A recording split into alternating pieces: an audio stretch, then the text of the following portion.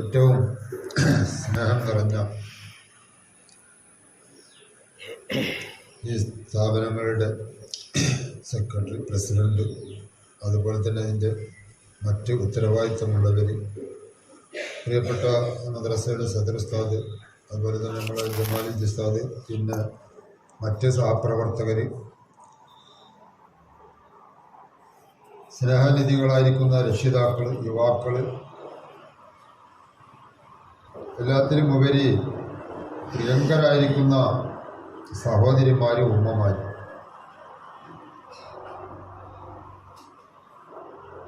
നമ്മുടെ വിദ്യാർത്ഥികളും ഉണ്ടാകുമെന്ന് മനസ്സിലുണ്ട്. അധികം കാണാനില്ല, ഒരു ചെറിയ കുട്ടിനെ മാത്രമേ കാണാനുള്ളൂ. അപ്പോൾ വിദ്യാർത്ഥികൾ നമ്മളുടെ കാര്യം ചർച്ച ചെയ്യാൻ പിന്നെ വിദ്യാർത്ഥികൾ വേണമെന്നില്ല.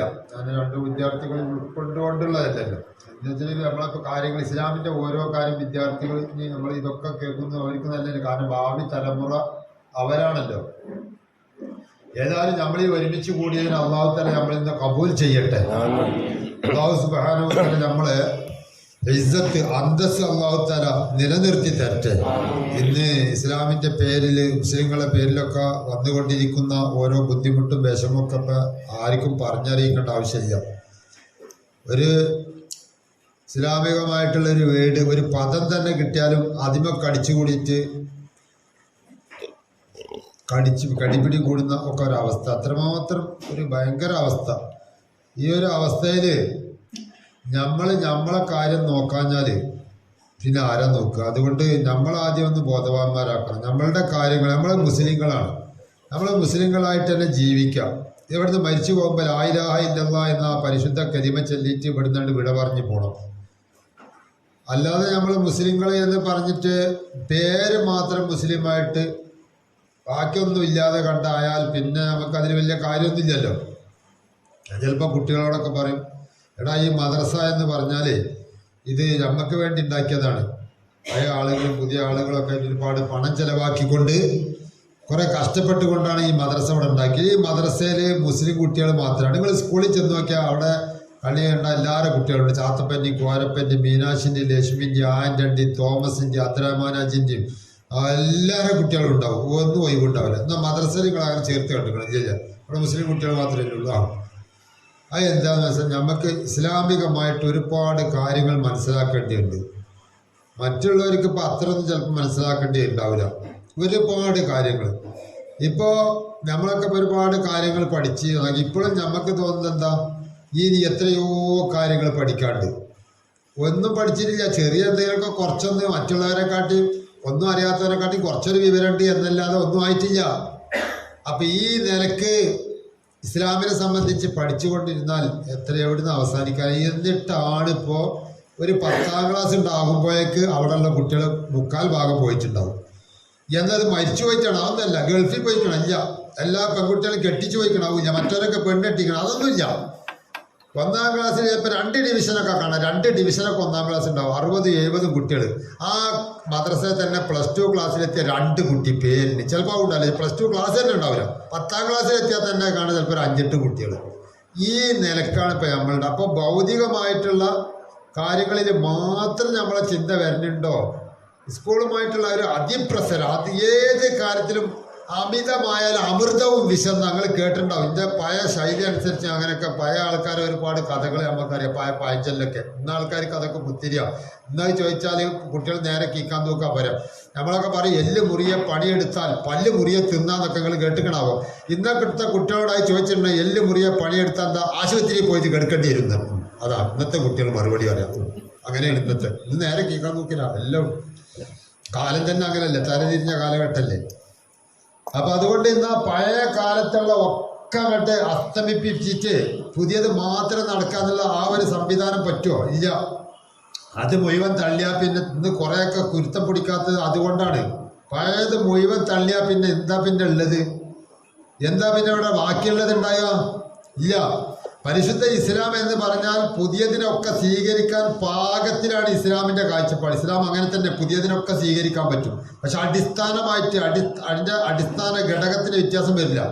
ആ നിലക്കാണ് ഇസ്ലാമിൻ്റെ കാര്യങ്ങൾ തന്നെ. ഇവരൊക്കെ പറയും 1500 വർഷം മുമ്പുള്ള ഇപ്പോഴും അത് പഴമപ്പോഴും സ്വീകരിച്ച് കിടക്കാം. അതിനെന്താ കുഴപ്പമാവും? പരിശുദ്ധ ഇസ്ലാമിനോളം സുഖസുന്ദരമായിട്ട് സുന്ദരമായ വ്യക്തിത്വം ഉയർത്തിപ്പിടിക്കാൻ പറ്റിയ വേറെ ഏതാ ഉള്ളത്?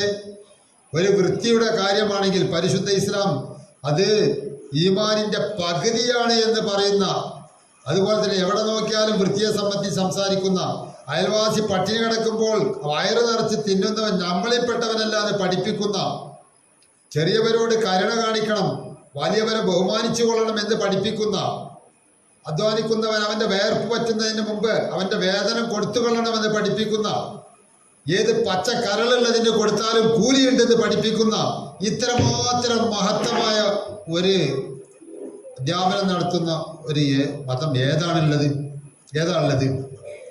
ഇനി അതോ ബാക്കി കേൾക്കണോ? തൻ്റെ സഹോദരനെ പറ്റിയിട്ട് ഇല്ലാത്ത പറയാൻ പറ്റില്ല, കുറ്റം പറയാൻ പറ്റൂല, ഗീബത്ത് പറയാൻ പറ്റൂല, നമീമത്ത് പറയാൻ പറ്റൂല, കളവ് അനങ്ങിപ്പോകരുത്. കളവ് പറയൽ മുനാഫിക്കിന്റെ കപടക്കാരന്റെ കപടത്വത്തിന്റെ അടയാളമാണ്. ഇതൊക്കെ പഠിപ്പിക്കുന്ന ഒരു സ്ഥാപനം മദ്രസയല്ലാതെ വേറൊന്നില്ല. ഇവിടെ ഭൗതിക മേഖലയിൽ പഠിപ്പിക്കപ്പെടുന്നത് H2SO4 തന്മാത്രകളും കണികകളും ജീവശാസ്ത്രവും ജന്തുശാസ്ത്രവും ഒക്കെ പഠിച്ച് അങ്ങനെ പോകുന്നത് കൊണ്ട് മാത്രം ഒരു ഫലവത്താകില്ല. കാരണം എന്താണെന്ന് വെച്ചാൽ അവരുടെ തത്വശാസ്ത്രം അനുസരിച്ചാണ് അത് പറയുന്നത്. കോഴിക്കോട്ടെ സാഹിത്യകാരൻ പ്രസംഗിച്ചത് അങ്ങനെ, എൻ്റെ മാതാപിതാക്കൾ വൈവാഹിക ജീവിതം നയിച്ചു, അവരങ്ങനെ വൈവാഹിക ജീവിതം നയിച്ച് സുഖസുന്ദരമായിട്ട് ജീവിച്ചു, അതിലെപ്പോഴും ഞാനുണ്ടായി, അതിന് ഞാനെന്താ ഉത്തരവാദി എന്നാ സാഹിത്യകാരൻ പറഞ്ഞത്. മനസ്സിലാക്കണം. കേട്ടാ ഇബ്ലീസിന്റെ വർത്താനം കേട്ട തോന്നും അത് ശരി തന്നെയല്ലേ, അവർ വൈവാഹിക ജീവിതം നയിച്ചു, അവർ സുഖസുന്ദരമായി ജീവിച്ചു, അത് ഞാനെന്താ ഉത്തരവാദി? കേട്ടാ നമുക്ക് തോന്നും ഇബ്ലീസിന്റെ വയറ് അങ്ങനെ തന്നെയാണ്. എന്നാൽ യഥാർത്ഥത്തിൽ എന്താ പരിശുദ്ധ ഇസ്ലാം പഠിപ്പിക്കുന്നത്? നിന്റെ മാതാവിന്റെ കാലടിയും കീഴിലാണ് സ്വർഗമെന്ന് പഠിപ്പിക്കുന്നത്. വേറെ എവിടെയത് പഠിപ്പിക്കുന്നത്? മാതാവിന്റെ കാലടിയും കീഴിലാണ് സ്വർഗം എന്ന് പറഞ്ഞാൽ മാതാവ് നിൽക്കൊടുത്ത് ഉമ്മ അവിടെ നിൽക്കുക തന്നെ വല്ല കൈക്കോട്ട് എടുത്തോന്ന് പിക്കാസ് എടുത്തോന്ന് കുഴിച്ചാൽ അവിടെ സ്വർഗം ഉണ്ട് അല്ല. അത്രത്തോളം കീഴ്പ്പെട്ട് വായ്പെട്ട് ജീവിച്ചു കൊള്ളണം മാതാവിനോട്. അതുപോലെ തന്നെ സ്വർഗത്തിന്റെ നടുവാതിലാണ് പിതാവ്, അതിനെ നഷ്ടപ്പെടുത്തരുത് എന്നൊക്കെ പഠിപ്പിക്കുന്ന മതമാണ്. ഇപ്പൊ അടുത്തൊരു ക്രിസ്തീയ സഹോദരന്റെ വലിയ പ്രസംഗിക്കുന്നുണ്ട്. എന്നിട്ടിപ്പോ അയാൾ അത്ഭുതപ്പെട്ട് പറയാണ്, ഈ ക്രിസ്ത്യാനികൾ നമ്മളെ കൂട്ടത്തിലാണ് ഇങ്ങനെ ഈ മാതാപിതാക്കളെ കൊണ്ട് വൃദ്ധസദനങ്ങളിൽ തള്ളുന്നത്. ഇവിടെ മുസ്ലിം സമുദായത്തിനെ നിങ്ങളൊന്ന് ഇപ്പോഴത്തെ പരിശോധിച്ച് നോക്ക്, അവരവിടെ വൃദ്ധസദനങ്ങളും കുറവാണ്. മാത്രമല്ല എല്ലാവരും വൃദ്ധസദനത്തിൽ കൊണ്ട് തള്ളുന്നത് വളരെ വളരെ വിരളമാണിന്നാ. കാരണം എന്താണ്? കുറച്ചെങ്കിലും ഒരു ഇസ്ലാമിക അധ്യാപനങ്ങൾ നമ്മളവിടെ കിട്ടേണ്ട ഈ കേരളത്തിലൊക്കെ. അതുകൊണ്ട് അള്ളാഹുവിനെ സംബന്ധിച്ചുള്ള ഒരു പേടിയുണ്ട്, നമ്മൾ മരിച്ചു പോകുന്നുള്ള ഒരു തോന്നലുണ്ട്, നാളെ റബ്ബ് നമ്മളടുത്തൊക്കെ ചോദിക്കുന്ന ഒരു തോന്നൽ നമുക്കുണ്ട്. അതുകൊണ്ടൊക്കെയാണ് കുറച്ച് സമാധാനം ഈ വരേണ്ടത്. അപ്പൊ അവര് പറയാ. പിന്നെ മാത്രമല്ല, അദ്ദേഹം വളരെ ഇതുകൊണ്ട് ഗൾഫിലുണ്ടായ സൗദി അറേബ്യയിൽ പഠിത്തുണ്ടായ ഒരു കാര്യം പറഞ്ഞ്, എവിടെ സന്ദർശിച്ചു ഒരു ജഡ്ജി അയാളുടെ ജീവിതത്തിൽ ഇന്നേ വരെ അങ്ങനെ അനുഭവിച്ചിട്ടില്ല, അയാൾ അങ്ങനെ ഒരു കേസ് കണ്ടിട്ടുമില്ല. കാരണം എന്താ വെച്ചാല് 90 വയസ്സുള്ള പിതാവാണ് തോന്നിയിട്ട്, 90 വയസ്സിന്റെ പിതാവ്, അയാളെ 70 വയസ്സുള്ളതായിരിക്കുന്ന മകനാണ് ഈ കണ്ട കാലം വരെ നോക്കിയിട്ടുള്ളത്.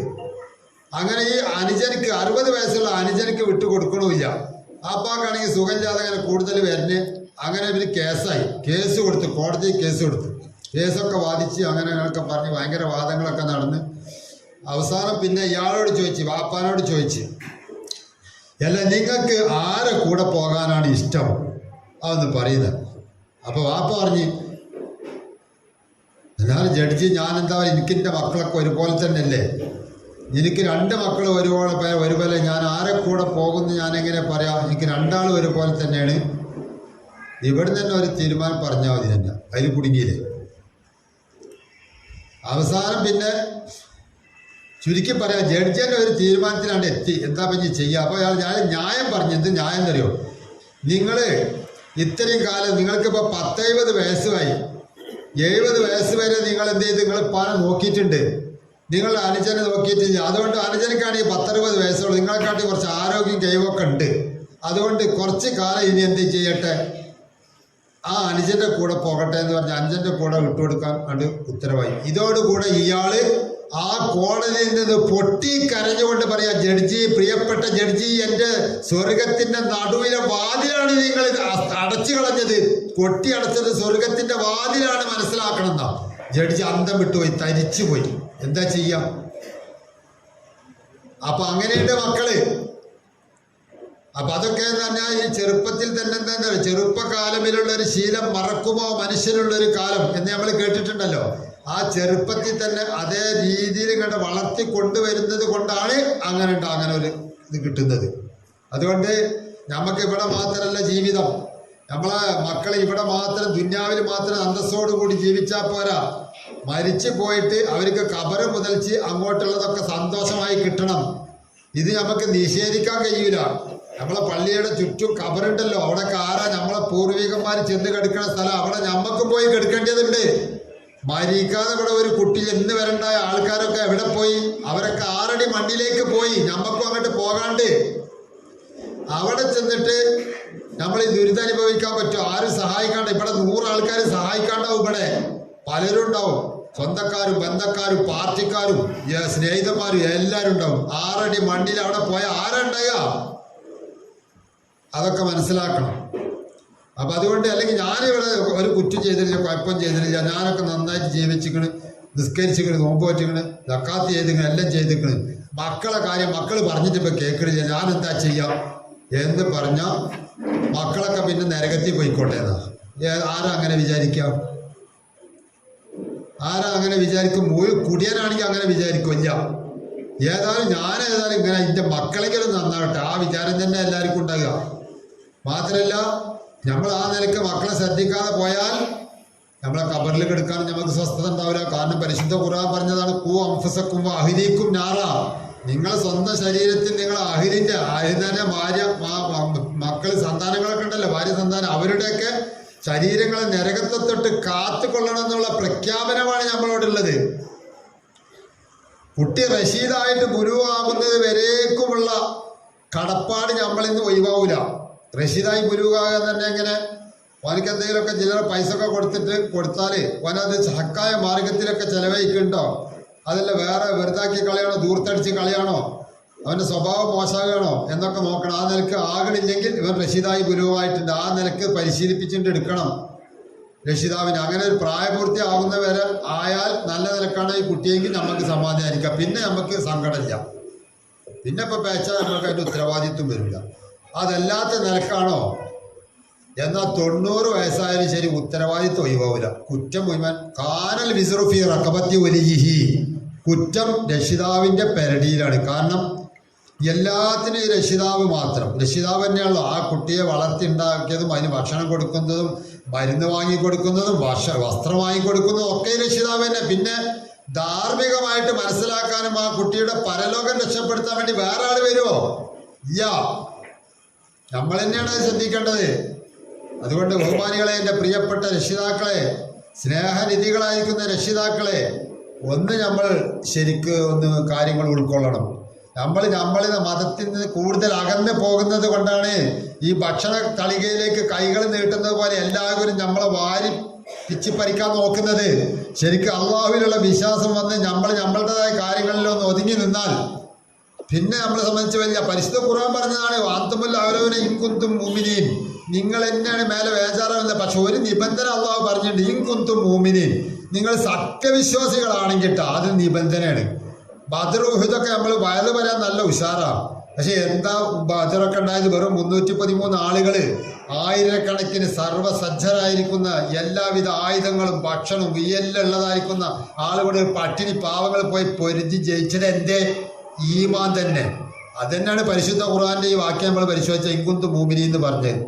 അപ്പൊ അതുകൊണ്ട് ആദ്യം നമ്മൾ ആ ഈമാനൊക്കെ ഒന്ന് നന്നാക്കി എടുക്കുക. എന്നിട്ട് പരിശുദ്ധ ഇസ്ലാമിന്റെ കാര്യങ്ങൾ, അല്ലാഹു തആല പറഞ്ഞതായ കാര്യങ്ങൾ അതൊന്ന് ഉൾക്കൊള്ളുക. നമുക്ക് യുക്തിക്കൊന്നും ചിലപ്പോൾ ശരിയായിക്കൊള്ളുന്നില്ല. ചിലർ ഭയങ്കര യുക്തി, എന്താ അതുകൊണ്ടൊരു കാര്യം, ന്യായം പറയാൻ തുടങ്ങുക. ന്യായം എന്താ അതുകൊണ്ടൊരു കാര്യം? എന്താ അല്ലാഹു തആലക്ക് എന്തിനാ നമ്മളിങ്ങനെ പട്ടിണി ഇട്ടുകൊണ്ടൊരു കാര്യം? അള്ളാഹു തആല എന്നെ പഠിച്ചില്ലേ, പിന്നെന്താ പഠിച്ച എല്ലാ സൗകര്യം തന്നില്ലേ, കയ്യും കാലും കണ്ണും മൂക്കൊക്കെ തന്ന്. എത്ര ആൾക്കാർ അതില്ലാത്തവരുണ്ട്, കൈയില്ല, കണ്ണില്ല, മൂക്കില്ല, നാവില്ല. അങ്ങനെ ആക്കി വിടുകയാണെങ്കിൽ എന്താ ചെയ്യാ? ആർക്കത് തരാൻ കഴിയുക? അപ്പൊ ആ നിലക്ക് അള്ളാഹു തആല ഏറ്റവും മെച്ചമായ രീതിയിൽ നമ്മളെ സൃഷ്ടിച്ച് തന്നിട്ടുണ്ട്. അതിന് നന്ദി ചെയ്താൽ തന്നെ മരിക്കോളം എത്ര ഇബാദത്തെടുത്താലും അതിനുള്ള നന്ദിയാവൂല. പിന്നെ എങ്ങനെ നമ്മൾ അവകാശവാദം പറയാം? എന്നിട്ട് ഓരോരുത്തർ അവകാശവാദം പറയാം. അതൊക്കെ അത്ര മതി, അതൊക്കെ അത്ര ദീനി പഠനമില്ല, അതൊക്കെ അത്ര മതി. ഇപ്പൊ അതൊക്കെ പോയിട്ട് സൺഡേ മൺഡേ മണ്ടന്മാരാക്കണ ക്ലാസ്, സൺഡേ മൺഡേ ക്ലാസ് അത്ര, സൺഡേ മൺഡേ ആ പറച്ചിൽ തന്നെ മൺഡേ. ഈ ക്ലാസ്സാണ് പരിശുദ്ധ ഇസ്ലാമിനെ സംബന്ധിച്ച് മനസ്സിലാക്കി എങ്ങനെ തീരുന്നത്. അത് ചെറുപ്പത്തിലാണ് പഠിക്കേണ്ടത്. അപ്പൊ സണ്ടനും മണ്ടനും ആക്കി വിട്ടിട്ടുണ്ടെങ്കിൽ ഉണ്ടല്ലോ, ഞാൻ ഈ പറഞ്ഞ മാതിരിയാണ്. അപ്പൊ അതുകൊണ്ട് നമ്മൾ ഈ മദ്രസയിൽ ഇപ്പൊ പഠിക്കണ കുട്ടികൾ പഠിക്കേണ്ട സമയം ഇപ്പൊ തന്നെയാണ്. അല്ലാതെ കുറെ ആണ്ട് ഓനൊക്കെ വലുതായ ഓനാണ്ട് നേരെ ആയിക്കോളും പഠിച്ചോളും, അങ്ങനല്ല.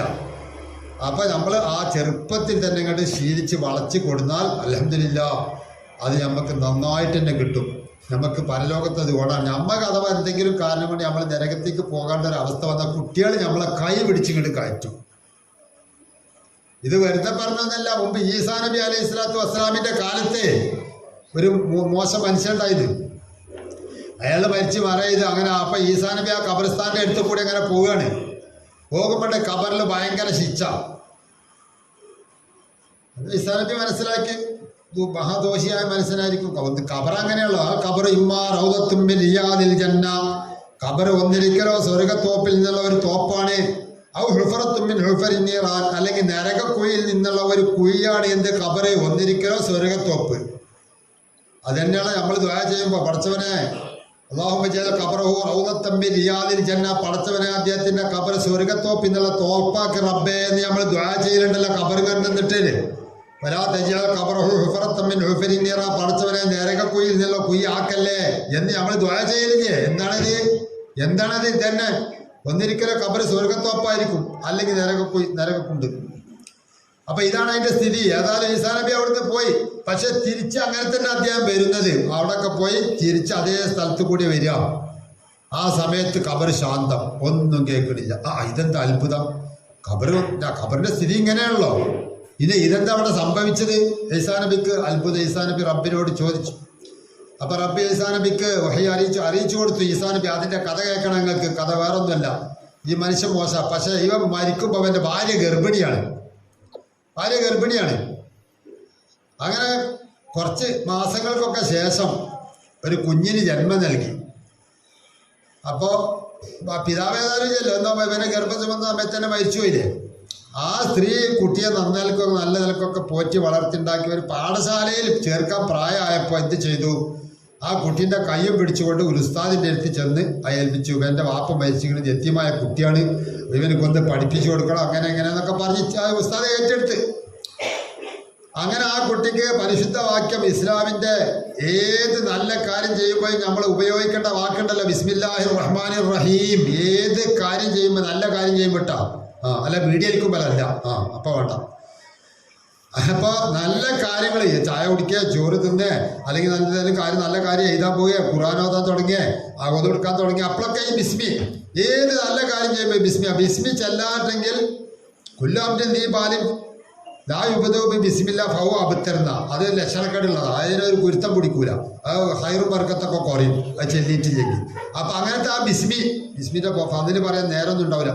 ഒരുപാട് പറയുകയാണെങ്കിൽ നാളെയും പറഞ്ഞെത്തിയിട്ടില്ല. അപ്പൊ ആ ബിസ്മി, അങ്ങനത്തെ ആ ബിസ്മില്ലാഹിർ റഹ്മാനിർ റഹീം, ഇത് ആ കുട്ടിക്ക് ആണ് പഠിപ്പിച്ചു കൊടുത്ത. അക്ഷരങ്ങളൊക്കെ പഠിപ്പിച്ചൊക്കെ സാധാരണ.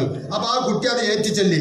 ആ കുട്ടി പറഞ്ഞു ബിസ്മില്ലാഹിർ റഹ്മാനിർ റഹീം.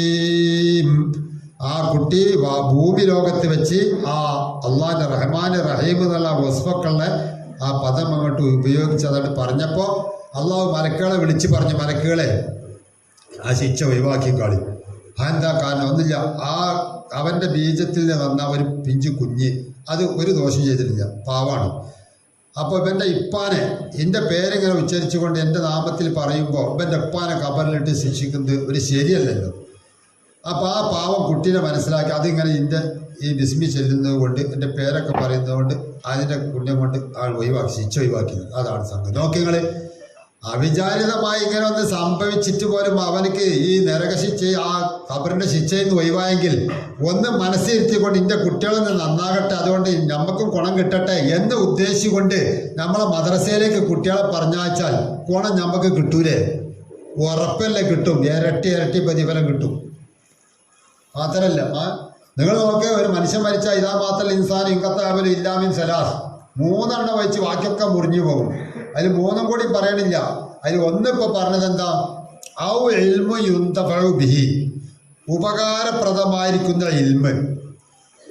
ഇൻഫർമേഷൻ ടെക്നോളജിയുടേതും കമ്പ്യൂട്ടറും കാൽക്കുലേറ്ററും മറ്റൊക്കെ ഉണ്ട്. അതൊക്കെ ആണെങ്കിലും ശരി, ഒക്കെ ഇസ്ലാമിനെ ഉപകരിക്കുന്ന നിലയ്ക്ക് നമുക്കൊക്കെ ഉപയോഗപ്പെടുത്താം. എങ്കിലും നാഫിയായിരിക്കുന്ന ഇൽമിനെ പറ്റിയാണ് ആ പറഞ്ഞത്. ഉപകാരപ്രദമായ ഇൽമ എന്ന് പറഞ്ഞാൽ ഇന്നക്കും നാളെക്കും ഉപകരിക്കുന്ന ഒന്നാണ്. ഇവിടെ മാത്രമല്ല, ഏത് കമ്പ്യൂട്ടർ ആയാലും കണക്കായാലും സയൻസിന്റെ കാര്യങ്ങളായാലും ഡോക്ടറായാലും എഞ്ചിനീയർ ആയാലും ഒക്കെ ഖബറിൽ കണ്ട് പോകുന്നവരുണ്ടാവും. അവിടെ എത്തിയാൽ പിന്നെ അതൊന്നും ഉപകാരമില്ല.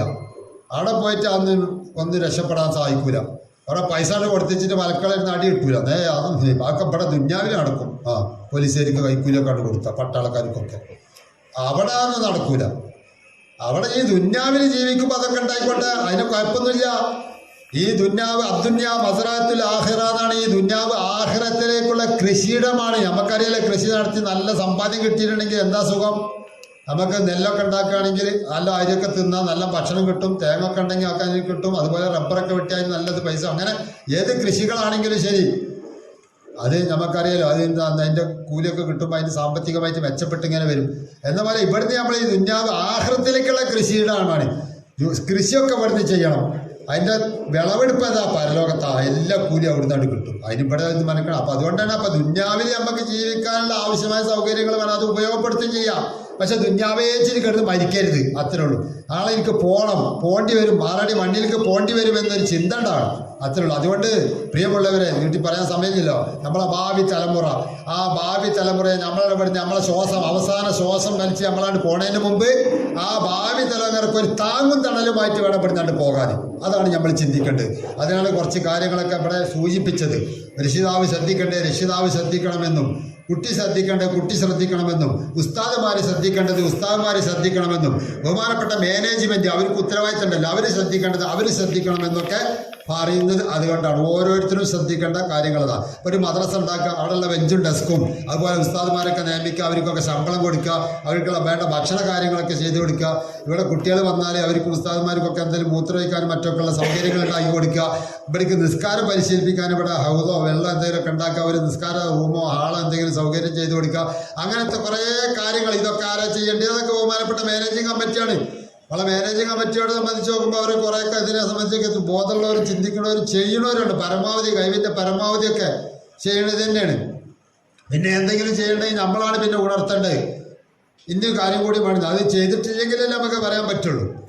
അപ്പം ആ കാര്യങ്ങൾ അവർ ചെയ്തുകൊണ്ടിരിക്കും. പിന്നെ ഉസ്താദന്മാരാണെങ്കിൽ അപ്പം ഇന്നലെ വന്ന് നോക്കുമ്പോൾ അവരും കഠിനമായിട്ട് അധ്വാനിക്കേണ്ടത്. പക്ഷെ ചില കുട്ടികൾക്ക് അതിൻ്റെ യേശുവില്ല. ഇപ്പം ഇന്നുണ്ടായ ഒരു അനുഭവം കേൾക്കേ, ഞാൻ ഖുർആൻ കുട്ടികളെ ഇങ്ങനെ ഓതുമ്പോൾ അതിങ്ങനെ വീണ്ടും ഇങ്ങനെ ഓതിക്കൊടുത്താലും പിന്നെ, അതായത് യാ അയ്യുഹൻ നബിയ്യു തഖില്ലാ, തജ്വീദിന്റെ നിയമം അനുസരിച്ച് അള്ളാഹു എന്ന ജലാലത്തിന്റെ ഇസ്മിന്റെ മുമ്പ് കെസ്റ് വന്നാൽ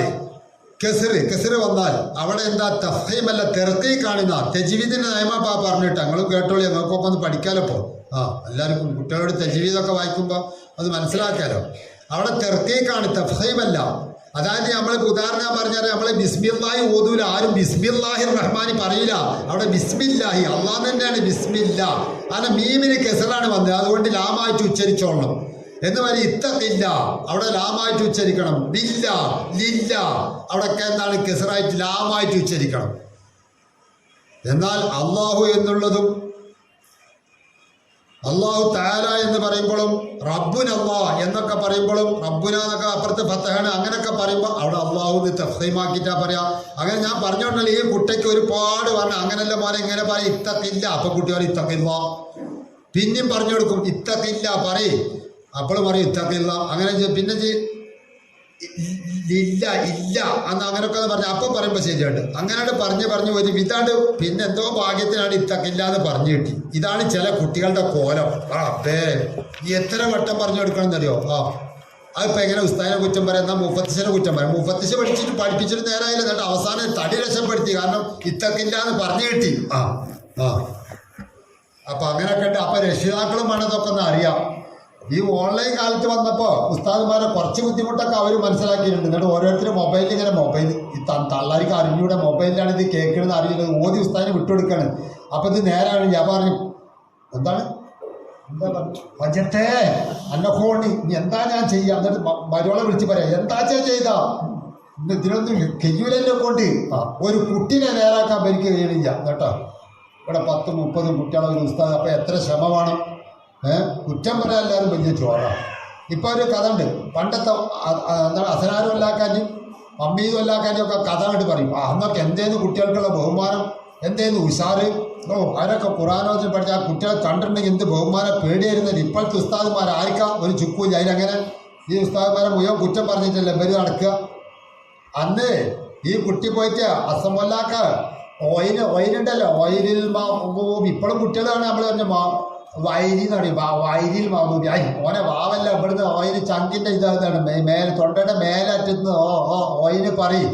അങ്ങനെ ഓയിരിൽ മാമൂബി അവിടുന്നാണ് അക്ഷരം പറയണ്ടേ എന്നൊക്കെ പറഞ്ഞു കൊടുക്കും. അങ്ങനെ കുറേ മെനക്കാണ് അപ്പോഴേ കുട്ടികൾ നേരായി വരുള്ളൂ. ചിലർ കാണാൻ വായിന്, ചില കുട്ടികൾക്ക് പെട്ടെന്ന് മനസ്സിലാവും. അങ്ങനെ കുട്ടികളെ ബുദ്ധിപരമായിട്ട് അങ്ങനെ പല നിൽക്കുവാണല്ലോ. അങ്ങനെ ഒരു ദിവസം ഈ പറഞ്ഞ അസനാലൊക്കെ ഞാൻ തോന്നുന്നു, അസനാലൊക്കെ എത്ര വന്നതിനും കുട്ടിക്ക് കോയിന് ശരിയാണില്ല.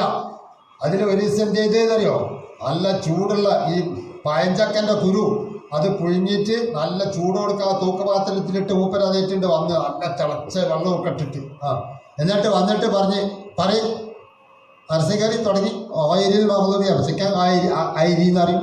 ഐരി മഹദൂബി. പിന്നെ പറയാടെ തൊള്ള തുറക്കാൻ, എൻ്റെ തൊള്ള തുറക്കട്ടെ നോക്കട്ടെ. അപ്പം ഈ തൂക്കാലത്ത് വെല്ലെടുത്തിട്ട് ചക്കക്കൂരാണ് ചങ്കിട്ട് അങ്ങനെ പറയിപ്പ് എനിക്ക് എങ്ങനെ ഓയിന് കിട്ടിയത് എന്ന് പറഞ്ഞാ അങ്ങനെ പറയിപ്പിച്ചിരുന്നു. ഇന്നെങ്ങാനും അതെങ്ങാനും ഉസ്താദ് ചെയ്ത 2 കാലം പിന്നെ ഉസ്താദ് ഇവിടെ നടക്കൂല. ചൈൽഡിനും നാട്ടുകാരും ബദിരീകളെ പിന്നത്തെ പറയണോ. അങ്ങനെ ഉസ്താദ്മാർ ബഹുമാനപ്പെട്ട ഉസ്താദ്മാരെ ചെയ്യാനും നിൽക്കരുതിട്ടാ. പണ്ടത്തെ മൊല്ലാക്കാൻ്റെ കഥ കേട്ടിട്ട് ഇപ്പം അങ്ങനെ ചെയ്യണ്ട. എന്നാൽ 2 കാലം പിന്നെ നടക്കൂല. അപ്പം അങ്ങനെയായിരുന്നു. എന്നിട്ട് അവിടെ ചെന്ന് പറഞ്ഞാൽ എൻ്റെ സമാധാനം കിട്ടില്ല, അവിടുന്ന് കിട്ടും 2 എണ്ണം. ഇത് പഠിക്കാതെ എന്താണ് എനിക്കെന്തെങ്കിലും പറഞ്ഞത് ചോദിച്ചാൽ മൊല്ലാക്ക അങ്ങനത്തെ എന്നെ പഠിപ്പിക്കാൻ വേണ്ടി ചെയ്താണ്. ഇവിടെ വന്നിട്ട് കേസ് വരാം, കിട്ടും 2 എണ്ണം അവിടുന്ന്. ഇന്ന് എന്താ ചെയ്യേണ്ടത് അറിയോ, അങ്ങനത്തെ ഒരു സ്ഥലമുണ്ട്. നമ്മൾ നക്കാൻ കൊടുത്തിട്ട് നമ്മൾ തിന്നാൻ കൊടുത്തിട്ട് നമ്മളെ കുട്ടികൾ നമ്മളെ ശമ്പളം കൊടുത്തിട്ട് ആടാ അന്നും എനിക്ക് കാണുന്നില്ല. മൂപ്പര് മടക്കക്കണ്ട് കുത്തിയിട്ട് റബ്ബേ ബാക്കി ഞാൻ പറഞ്ഞില്ല, പറയാൻ പറ്റാത്ത പറഞ്ഞില്ല. അങ്ങനെയായിട്ട് ഒരു വരവ്. എങ്ങനെ ഇത് 2 കൂടി സമാക്കുക. കഴിഞ്ഞ മൊല്ലാക്കാൻ്റെ കാലത്തുണ്ടായ കഥയും ഇപ്പോഴത്തെ കഥയും കൂടി ഉസ്താദുമാരുടെ ആശയവിനിമയം നടത്തണം. കുട്ടികളെ സംബന്ധിച്ച് ചോദിക്കണം, മനസ്സിലാക്കണം. ഇടക്കൊക്കെ ഒന്ന് മനസ്സിലാക്കി കൂടെ ഒക്കെ ഒന്ന് ഉസ്താദുമാരല്ലോ രക്ഷിതാക്കൾക്ക് വന്നു നോക്കുകയും ചെയ്യാം. പക്ഷെ അതോട് കൂടി മദ്രസയിൽ കയറി വരുമ്പോഴും ക്ലാസ്സിൽ കയറുമ്പോഴും ഉസ്താദിനോട് സംസാരിക്കുമ്പോഴും അതും മര്യാദയും വേണം. അല്ലാത്ത നിലക്കൊക്കെ അവിടെ പഠിപ്പിക്കുന്നുണ്ടോ, നേരം വൈകി വരുന്നുണ്ടോ ഒക്കെ നോക്കാം, കമ്മിറ്റിക്ക് നോക്കാം, കുഴപ്പമൊന്നുമില്ല. അതിന് ഒരാൾ നോക്കാണ്ടാവുമ്പോൾ അവർക്ക് പ്രത്യേകമായിരുന്നുണ്ടാവും. അത് ആർക്കും അങ്ങനെ തന്നെ. നമ്മളാരും നോക്കണില്ലെങ്കിൽ നമ്മളെ കണ്ട ആരും ഇങ്ങനെ പോകും. പക്ഷെ അത് അതപോട് കൂടിയായിരിക്കണം. മനസ്സിലായോ? അപ്പം ഈ പറഞ്ഞ കുറ്റം മാത്രം കണ്ട 100 ഗുണങ്ങൾ ചെയ്തിട്ടുണ്ടാവും. അതിനൊന്നും പറയില്ല. ഒരു തെറ്റങ്കാരം കണ്ട അത് മാത്രം ഉയർത്തി പിടിച്ച് പറയാനുള്ളൂ. അങ്ങനല്ല. നമ്മൾക്ക് എന്തെങ്കിലും കാര്യങ്ങൾ ഉണർത്താണ്ടെങ്കിൽ ഇനി അതല്ല നേരിട്ട് ചിലപ്പോൾ സംസാരിക്കാൻ പറ്റില്ല, അത് ചിലപ്പോൾ തമ്മിൽ തെറ്റും. അപ്പം നമ്മൾ പറയരുത്. അപ്പം സദർ ഉസ്താദ് നല്ലൊരു ഒന്നുണ്ട് ഇവിടെ. സദറിനോട് പറയണം ഇങ്ങനെയൊക്കെ ഉണ്ട്. നമ്മളെ സ്റ്റാഫ് ഉസ്താദ് ഉണ്ടല്ലോ, നിങ്ങളാ മറ്റേ വലിയത് ദ്രാമ വലിയത് അത് മുമ്പിൽ ഇങ്ങനെ ഒന്നുണ്ട് കേട്ടോ. അപ്പം എന്താ അതിൻ്റെ തീരുമാനങ്ങൾ എന്ന് സദറിനോട് പറയാം. അപ്പം സദർ അതിൻ്റെ ഞാനത് തീരുമാനിച്ച് എന്തെന്ന് നോക്കട്ടെ, അന്വേഷിക്കട്ടെ, അതിൻ്റെ എന്താ വെച്ചാൽ ഞാൻ ചെയ്തു തരാമെന്ന് മുമ്പിൽ പറയും. അല്ല സദർ പറഞ്ഞ് ഭയങ്കര കമ്മിറ്റിൻ്റെ ഇവിടെ കമ്മിറ്റി സെക്രട്ടറിയോടോ പ്രസിഡന്റിനോടോ അങ്ങനെ അവരോട് പോയി പറയും. അങ്ങനെ അതിനൊരു നീക്കുപോക്കുണ്ട്. കോടതി തീരുമാനിക്കേണ്ട കാര്യം നമ്മളിവിടെ ഒരാൾ ചെയ്ത് ഇവിടെ ഒരാൾ കട്ട ഇസ്ലാമിൻ്റെ നിയമം അനുസരിച്ച് കയ്യാണ്ട് വിട്ടണം. നമ്മളിവിടെ കുറച്ചൊരു കയ്യാണ്ട് വിട്ടുക നല്ല പദ കുത്താൻ. അതിന് കോടതിൻ്റെ ഇവിടെ നിയമങ്ങളുണ്ട്. അങ്ങനെ അതനുസരിച്ച് ചെയ്യാൻ പറ്റും. ഇവിടെ മഞ്ചേരി കോടതി ഞാൻ എൻ്റെ ചെറുപ്പത്തിൻ്റെ ഉസ്താദ് അർമിയ ഉസ്താദ് ആ കേസിലൊക്കെ കുറേ ഇടപെട്ടാളാണ്. ആമിനക്കുട്ടി വധക്കേസ്. ആമിനക്കുട്ടി മുസ്ലിമായിട്ട് ഈ മഞ്ചേരി കോടതി എന്നാണ് ആ സംഭവം. ഏത് ആ അതിൻ്റെ ആങ്ങള എന്ത് ചെയ്തു അറിയോ, കുത്തിയാണ് കൊന്ന്. എന്നിട്ട് ജഡ്ജി ഇടിച്ച് ഓടിയിക്കണ്, വക്കീലൊക്കെ ഓടിയിക്കണ്. അത് ആ കേസ് വാദിക്കാണ്. എല്ലാവർക്കും അറിയാതെ കുത്തി കൊന്നാന്ന്. എന്നിട്ടും ആ കേസ് വാദിക്കാണ്. അതങ്ങനെ നടപടിക്രമങ്ങളാണ് അത്. എന്നിട്ട് ഈ കത്തിയേറ്റ കുത്തി, ഈ 6 ഇഞ്ച് കത്തിയേറ്റ് കുത്തി അങ്ങനെ 7 ഇഞ്ച് മുറിയാകുക, അതൊക്കെയാണ് വാദം. അങ്ങനെയാണ് വാദം. അപ്പൊ എന്താ വെച്ചാൽ അതിന് തെളിവ് സഹിതം സമർപ്പിക്കുക എന്നുള്ള കുറ്റം ബോധ്യപ്പെടുത്തുക എന്നുള്ളതാണ്. കുറ്റം ബോധ്യപ്പെടുത്തുക, എന്നിട്ടാണ് അതിന്റെ ശിക്ഷകൾ ഉണ്ടെങ്കിൽ അത് സ്വീകരിക്കല്. അപ്പൊ ഞാൻ പറഞ്ഞു കൊണ്ടുവരുന്നത്, എന്തെങ്കിലും ഒരു വർത്തമാനം ആരെങ്കിലും പറഞ്ഞാൽ കേട്ടതിന് അതിന് ചാടി വെക്കുക എന്നല്ല. അങ്ങനത്തെ കുറെ സംഭവങ്ങൾ ഉണ്ടായിട്ടുണ്ട് പണ്ടത്തെ കാലത്ത്. ഇപ്പം അതില്ല. മുമ്പ് കുട്ടീനെ പട്ടി കൊണ്ട് അടിച്ചെന്ന് പറഞ്ഞു, അതിൽ വന്ന് വലിയ കേസായി എല്ലാവരും കൂടി ഇതേമാതിരി വന്ന് നോക്കുമ്പോൾ ഇവിടെ ആദര വിളിക്കണ പട്ടി കണ്ട് ആ പട്ടി കൊണ്ട് എന്താണ്ടാന്ന് ഒന്ന് കൊട്ടിയതാവും. ഒരു ചുക്കും ആദര വിളിക്കണ പട്ടി കൊണ്ട് അടിച്ചാൽ ഒന്നും വരില്ല. എന്നിട്ട് ഇവര് വിചാരിച്ചെന്താ ഇവിടെ നല്ല പട്ടികെടുത്ത് അടിച്ച അപ്പൊ ഇവിടെ എല്ല് പൊട്ടിയിട്ടുണ്ടാവില്ലേ. അതൊന്നുമില്ല. ഒരു കുട്ടിക്ക് ഒന്നും അടയാളം കൂടി പോയിട്ടില്ല. ഈ പട്ടിയായിട്ട് അടിച്ച് അങ്ങനെ അടയാളം വെക്കുക. അതിനാണ് ഇങ്ങോട്ട് വന്ന് ചീറ്റി വിളിച്ചിട്ട് അങ്ങനെ. അപ്പം ഞാൻ പറഞ്ഞ കേട്ടതിൻ്റെ അതിന്റെ യഥാർത്ഥ സ്ഥിതി അറിഞ്ഞതിന് ശേഷം അതിനനുസരിച്ച് പ്രതികരിക്കാവൂ. ഏത് കാര്യം അങ്ങനെ തന്നെ. ഇന്ന് സോഷ്യൽ മീഡിയ വന്നതിന് ശേഷം നമ്മളെ പറ്റിയൊക്കെയുള്ള കംപ്ലൈന്റ് എന്താ? ഒക്കെ കേട്ടതിനനുസരിച്ച് ഒരു വലിയ ബ്രേക്കുമില്ല. അങ്ങോട്ട് പറയണ്ടേ എന്തെങ്കിലും സത്യവുമില്ല, നീതിയുമില്ല, ഒന്നുമില്ല. ഈ തൊള്ളക്ക് ഞാൻ എപ്പോഴും പറയും, പഠിച്ചവനെ തൊള്ളക്ക് നികുതി നിശ്ചയിച്ചാൽ ഗവൺമെന്റിന് പൈസ കിട്ടിയെന്ന് ആ പഹരൊക്കെ നികുതി നിശ്ചയിക്കണില്ല. കണ്ണി കണ്ടതിന് മനുഷ്യന്മാർക്ക് ഇടങ്ങാറാക്കാനുള്ള എല്ലാ നികുതിയും അവർ നിശ്ചയിക്കും. ആ തൊള്ളക്കാണ് നികുതി നിശ്ചയിച്ചൂടെ? എന്നാ ഇപ്പൊ എത്ര പൈസ കിട്ടിയിരുന്നു?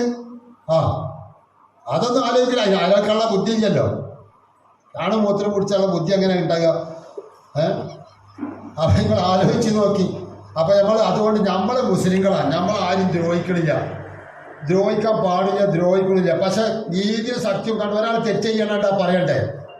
തെറ്റ് ചെയ്യണം. ആ കുട്ടികളോട് ചോദിക്കണ്ടേ, എടാ നമ്മൾ തെറ്റ് ചെയ്യണണ്ട നമുക്ക് പറയാൻ വയ്ക്കണം. ഒരാൾ കോഴിക്കാട്ടം വാരി തിന്നുമ്പോ അങ്ങനെ തിന്നൂടെ ചിരിച്ചിട്ട് അങ്ങനെയല്ല പറയണ്ടേ? മര്യാദക്ക് അവിടെ ഇട്ടോ, എന്നിട്ട് പോയി വാഴ കേക്ക് വെള്ളത് അവിടെ ഇങ്ങനത്തെ തിന്നിട്ടുണ്ടെങ്കിൽ അത് അയക്കാണ് സാധനം. അത് വയറുവേദന വയറാണ്ട് ഇതാവും. അത് തിന്നാൻ പാടില്ല. എന്താണ് സാധനം? നജസല്ലേ എന്നൊക്കെ പറഞ്ഞ് ഓനെ തിരുത്താൻ വേണ്ടി അതിന് മുണ്ടാതെ പ്രോത്സാഹിപ്പിക്കുക. അല്ല കഥയല്ല. അത് നമ്മളെ കൊണ്ട് കഴിയൂല. അപ്പൊ സത്യം നമ്മൾ പറയണം, നീതി പറയണം. ശരി ഏതാച്ചാ ശരി പറഞ്ഞു കൊടുക്കണം. അത് നമ്മൾ രാജാവിന്റെ മുഖത്ത് നോക്കിയിട്ട് പറയേണ്ടി വരും. അതാണ് വ്യത്യാസം, നമ്മളോ മറ്റുള്ളവരും കൂടിയുള്ള വ്യത്യാസം. അപ്പൊ ഈ സമുദായത്തെ അവിടെ നശിപ്പിച്ചാൽ മാത്രമേ മറ്റുള്ളവർക്ക് അവരുടേതായ റൂട്ടിൽ പോകാൻ പറ്റുള്ളൂ. കാരണം നമ്മൾ സത്യം, നീതി, സത്യസന്ധത അത് നമ്മളെടുത്തുള്ളതാണ്. വൃത്തി, അതുപോലെ തന്നെ എല്ലാവരോടും ഒരു സമഭാവന, എല്ലാവരോടും ആദരവ്. മറ്റ് സമുദായത്തിനെ നമ്മൾ കുറ്റം പറഞ്ഞ് ആക്ഷേപിക്കാനും ഒന്നും പാടില്ല. നല്ല ഐക്യത്തോടു കൂടി തന്നെയാണ്. നബി സല്ലല്ലാഹു അലൈഹി വസല്ലം ജൂതന്റെ മയ്യത്ത് കൊണ്ടുപോകുമ്പോൾ എഴുന്നേറ്റപ്പോ സഹാബത്ത് ചോദിച്ചല്ലേ, അത് മുസ്ലിമിന്റെ മയ്യത്തല്ല ഒരു ജൂതന്റെ അല്ലേ, എന്തിനാ നബി ചോദിച്ചാൽ? അത് മനുഷ്യന്റെ അല്ലേ എന്നാ ചോദിച്ചത്. മനുഷ്യന്റെ അത്രത്തോളം ഇസ്ലാം മനുഷ്യത്വത്തിന് വില കൽപ്പിക്കുന്നു. വലക്കത്ത് കറന്ന ബനിയാതെന്ന് പരിശുദ്ധ ഖുർആൻ പറഞ്ഞിട്ടുണ്ട്. അപ്പൊ അങ്ങനെയുള്ള ആ ദീനിന്റെ കാര്യങ്ങൾ പഠിക്കാൻ നമ്മളെ മക്കളൊന്ന് സന്നദ്ധരാക്കണം. എന്നാൽ എത്രമാത്രം കൂലുണ്ട്. ചിലപ്പോൾ മരിച്ചു പോകുമ്പോഴൊക്കെ നമുക്ക് അതിന്റെ ഗുണം കിട്ടും. അതുകൊണ്ട് മദ്രസ ഇവിടെ 10ാം ക്ലാസ്സിലെ +2 വരെ ഉണ്ടെങ്കിൽ അതുവരെയെങ്കിലും നമ്മളൊന്ന് അയക്കാൻ തയ്യാറാകുക. പിന്നെ ഒന്നുള്ളത് ഇപ്പൊ സ്കൂളാണ്, പറ്റ ഒഴിവാക്കാനൊന്നും കഴിയൂല. ഇന്നത്തെ കാലഘട്ടമൊക്കെ നമ്മളൊക്കെ മനസ്സിലാക്കിയിട്ട് തന്നെയാണ്. നമുക്കൊക്കെ അറിയാം. നല്ലോണം പഠിപ്പിക്കണം തന്നെയാണ് ഞാനും പറഞ്ഞത്. ഡോക്ടറാക്കാൻ പറ്റുമെങ്കിൽ ഡോക്ടറാക്കണം, എഞ്ചിനീയർ ആക്കാൻ പറ്റുമ്പോൾ എഞ്ചിനീയർ ആക്കണം. പക്ഷെ ഒരു വണ്ടി മേടിച്ചിട്ട് അതിന് ബ്രേക്ക് തന്നെ സാധനമില്ല, അത് ഓടിച്ചിയാള് അവൻ്റെ എല്ലാം ഓനും തീരും, മറ്റുള്ളവരും തീരും, ആ വണ്ടി തവിടുപൊടിയാവും ഒക്കെ ആവും. പക്ഷെ ഈ ബ്രേക്ക് അതിന്റെ പാർട്സുകളുടെ കൂട്ടത്തിൽ ചിലപ്പോൾ ലേശം വില കുറവുള്ളായിരിക്കും. ആ ബ്രേക്ക് ഉണ്ടെങ്കിൽ ഇത് നിയന്ത്രിച്ചാൽ കിട്ടുള്ളൂ. എന്ന പോലെ ഇവൻ ഡോക്ടറായാലും എഞ്ചിനീയറായാലും സാഹിത്യകാരനായാലും ഈ മതപഠനം, ഈ ധാർമ്മികതയുള്ളതായ പഠനം അവനക്ക് കിട്ടിയാൽ അൽഹംദുലില്ലാ നല്ല ബോധമുള്ള കുട്ടിയായിരിക്കും. അങ്ങനത്തെ കുട്ടികൾ, അങ്ങനത്തെ ഡോക്ടർമാരും എഞ്ചിനീയർമാരുമായി കിട്ടണം. ഞാനിത് പറയുന്നത് എന്താ അറിയോ? മൊയ്ലിയറെ മക്കളെ ഡോക്ടർ എഞ്ചിനീയർ ആക്കിയിട്ടും കൂടിയും ഇത് കിട്ടിയില്ല. കാരണം എന്താ വെച്ചാൽ ശ്രദ്ധ കുറവ് തന്നെയാണ്. തങ്ങളായി മൊയ്ലിയറായി എന്ന് മാത്രമല്ല, എല്ലാവരും വേണം ശ്രദ്ധിക്കാം. അപ്പൊ നാളെ ഇതേമാതിരി ഒരു ക്രിസ്തീയ സഹോദരൻ തന്നെ പോകുമ്പോൾ ഒരു മൊയ്ലിയറായിട്ട് ബന്ധപ്പെട്ട് അങ്ങനെ നല്ലാണ് കൂടി ട്രെയിനിൽ നിന്ന് യോഗ്യമായി വർത്താനൊക്കെ പറഞ്ഞു. എൻ്റെ കുട്ടികൾ 2 ആൾക്കാരുണ്ട്, അവരെ ഡോക്ടർമാരാണ്, നല്ല ഉന്നത ഡോക്ടർമാരാണ്. ഇവിടെ ഏതാ കാസർഗോഡ് കർണാടക എവിടെ നിന്ന് പറഞ്ഞു, അവിടെ നല്ല ഒരു ഹൈ ലെവൽ ഹോസ്പിറ്റലുണ്ട്. അവിടെ അവർ ഡോക്ടർമാരാണ്. അവരെ ഭാര്യമാരും ഡോക്ടർമാരാണ്, നല്ല ഭാര്യമാരാണ്. ഞാൻ അവർക്ക് വിവാഹം ചെയ്തു കൊടുത്ത് നല്ല ഇങ്ങനെ പറയാം, നല്ല അന്തസ്സുള്ള വർത്താനങ്ങൾ. അപ്പൊ ഈ ചങ്ങായിക്ക് തോന്നി ഈ ഒരു മൊയ്ലിയർ, ഈ കാക്കാക്ക് ചിലപ്പോൾ ഒരു 4000-5000 ഒക്കെ ശമ്പളം വരരുത്. നമ്മളൊക്കെ എല്ലാവരും ചിലർക്കൊക്കെ വരും. മറ്റേ കള്ളന്മാർ വെറുതെ കളവ് വരാണ് 25,000 കിട്ടുന്നു, മൊയ്ലിയർക്ക് 25,000. നിങ്ങൾ ആരെങ്കിലും വിശ്വസിച്ചാ? ഒറ്റ കുട്ടിന്നിട്ട് ഇവര് ഇങ്ങനെ എന്നാ ഗവൺമെന്റ് അതിന് വല്ല നടപടി ഉണ്ടാ? എന്തിനാണ് ഈ കളവ് പറഞ്ഞതെന്ന് ചോദിക്കണില്ല. 25,000 ഒക്കെ ഗവൺമെന്റ് ശമ്പളം കൊടുക്കും. ഇന്ന് നമ്മളെ മദ്രസക്ക് അങ്ങനെ കെടുക്കണം. നയാ പൈസ ഇവിടെ തരണില്ല. അവിടെ കമ്മിറ്റി അതൊക്കെ ഇടങ്ങാറ് എല്ലാവരും ഒന്ന് പിരിച്ചിട്ട് നിങ്ങളൊക്കെ കൊടുത്തിട്ടാണ് ഈ മദ്രസ നടത്തുന്നത്. എന്നിട്ട് കളവങ്ങനെ പറയാം. നിങ്ങളൊന്ന് ആലോചിച്ച് നോക്കി, 25,000 റുപ്യ ഗവൺമെന്റ് മാസം മാസം കൊടുക്കുന്നുണ്ട്. എന്തായിട്ടുള്ളതൊക്കെ വേണ്ടി നിങ്ങൾ പറയും. 25,000 റുപ്യ മാസം ഉസ്താദ്മാർക്ക് ശമ്പളം കൊടുക്കുന്നുണ്ട്. എന്താ ഇതിലാണ് നോണ? ഇവിടെ കഷ്ടപ്പെട്ടിട്ട് ആകത്തൊന്ന് നികത്തി കൊണ്ടുപോകാൻ പറ്റും. ശമ്പളം കൊടുക്കാനിയാണ് ആ കൊറോണ ഒക്കെ വന്നിട്ട് നമ്മളും കൂടി ഇടപെട്ടിട്ട് ഞങ്ങളെ ശമ്പളം മര്യാദക്ക് കൊടുക്കണം എന്നൊക്കെ മാനേജ്മെന്റിനോട് പലരോടും പറയേണ്ടി വന്ന്. എന്നിട്ട് ശമ്പളം 25,000 കൊടുക്കേണ്ടത്. പോട്ടെ, എന്താ നമ്മൾ ചെയ്യാം. അപ്പൊ ഞാൻ പറഞ്ഞുകൊണ്ടത് നമ്മള് സത്യത്തിന്റെ നീതിയുടെയും ആളുകൾ മാത്രം. അത് നമ്മളെ ഭാവി തലമുറക്ക് അത് പകർന്നു കൊടുക്കും വേണം. എന്നാൽ അൽഹംദുലില്ലാ നമ്മൾ 2 വീട്ടിൽ രക്ഷപ്പെടും. ഇവിടെ രക്ഷപ്പെടും, നമ്മൾ പരലോകത്തിൽ രക്ഷപ്പെടും. അതുകൊണ്ട് പ്രിയമുള്ളവരെ,